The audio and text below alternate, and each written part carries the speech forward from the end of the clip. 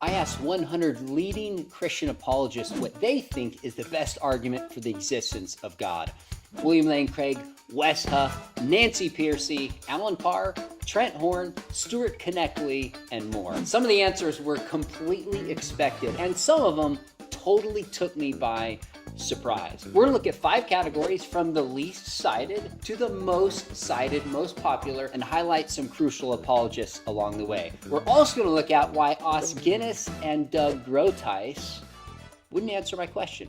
Let's start with the smallest category, which I've dubbed existential. These are kind of personal encounters or experiences with God. So for example, this is one that surprised me. The great John Lennox said a transformed life he considers the best evidence for the existence of God. So think about that. Oxford professor, science and philosophy and religious background, says a changed life is the most powerful piece of evidence for God. So by transformed life, we mean somebody whose life is broken in some sense and then is transformed by Jesus. Of course, we see this in the Bible when the blind man in John says, "All I know is I was blind, but now I see." It's someone's testimony or experience of transformation by God. The next category, I dubbed this one unique arguments. These are arguments that 1 or 2 people held, and I kind of lumped them together.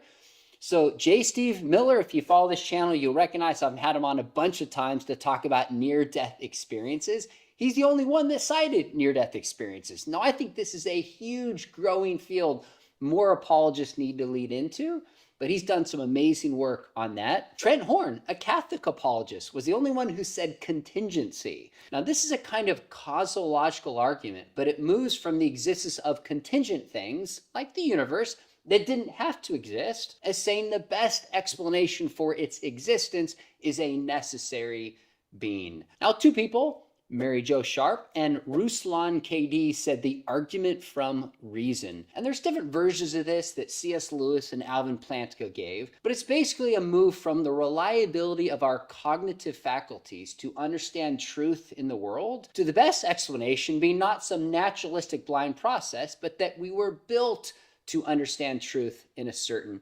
fashion. There's some other arguments, transcendental argument, consciousness, and the argument from desire that people gave as well. Now, the third category, this was given by 15 apologists that I asked, and this is basically the evidence for Jesus. So this could be the life, the teachings, the impact, or the miracles of Jesus. They consider the best evidence for God. Now, this first one, let's say the least surprising thing in this entire study is, of course, Gary Habermas, who's probably studied the resurrection as much or more than anyone who's ever lived, said, drumroll, the resurrection. But Catholic apologists, Stephanie Gray Connors and Stuart Connectley, also specifically said the resurrection. Now, interestingly enough, my father, Josh McDowell, was the only one who responded with fulfilled prophecy. Now, he's made a case for the scriptures and the resurrection, but fulfilled prophecy being the most compelling evidence for the existence of God.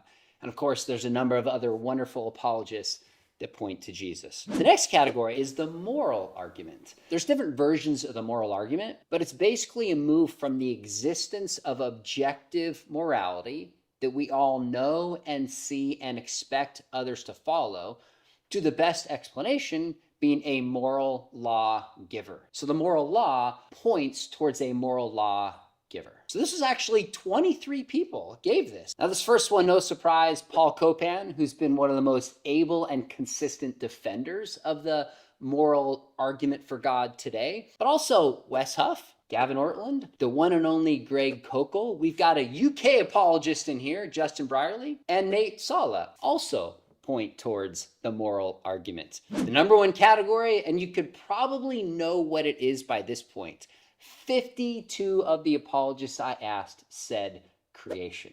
Now, some just said creation in general. Some said like the cosmological argument. Some said fine-tuning, the origin of life.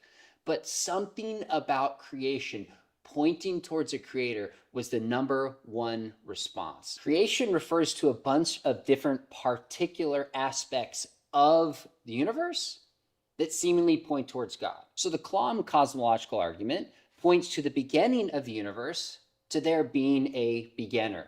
So whatever begins to exist has a cause. The universe began to exist. Therefore, the universe has a cause. Fine-tuning points towards certain laws of physics and cosmology that exist within a very narrow range where the slightest change in those numbers would make the universe inhospitable to life. So the fine-tuning seems best explained by a fine-tuner.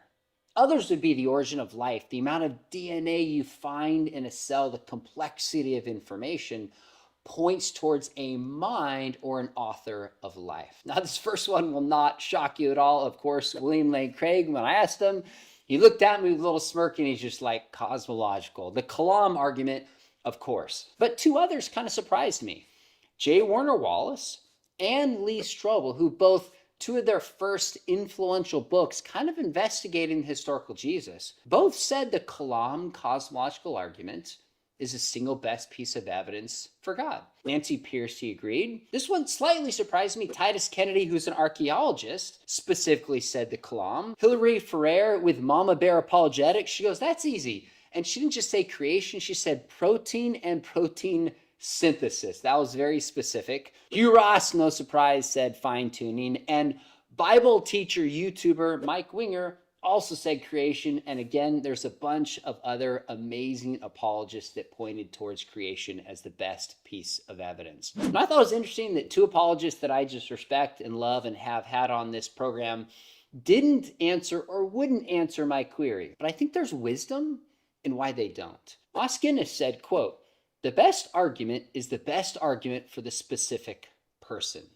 In other words, there is no best argument.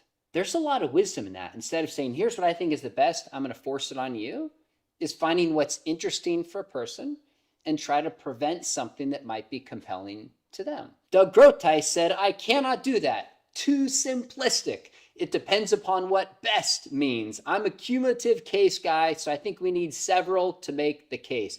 Now, that didn't surprise me because Doug is a careful philosopher and wanted to nuance things. But there's something to be said. I actually think most apologists in this group would agree that it's not just one argument.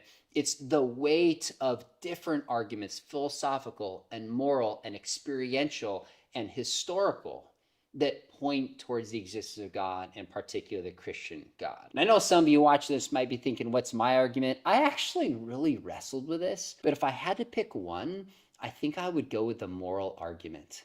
And I think the reason is because it's not just intellectual, although it is, it's experiential. We feel it. We don't just talk about evil, we've seen it, we've experienced it, and our hearts cry out for justice. I think it's an argument that's not only biblical, we see it in Romans chapter 2, that God has written morality on our hearts and our consciences, but it's just a part of the world, and we cry out for justice. And I'm convinced that a biblical worldview offers the best response. So I want to point towards the resurrection, but if I had one argument, I think I would probably use the moral argument. Now, I tried isolating different groups in the data.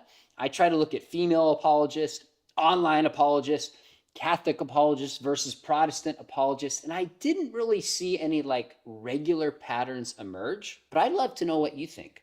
I'm going to put the data in the notes of the 100, it's actually 100 plus apologists. And if you look at it and you see any patterns or things that jump out to you, let me know. I really want to know if you see things in this data that maybe I have missed. Let us know what you think. If you're a Christian, what do you think is the best evidence for God? If you're a skeptic or you belong to another faith, what do you think? Really want to know what you think. Is there anything about the Christian faith you find compelling if you had to pick one and buy? Hey, thanks for watching. Please let me know if this is helpful and interesting, and if you want more videos like this from me. Before you click away, make sure you hit subscribe, and if you really want to study apologetics, think about joining me at Talbot School of Theology, Biola University.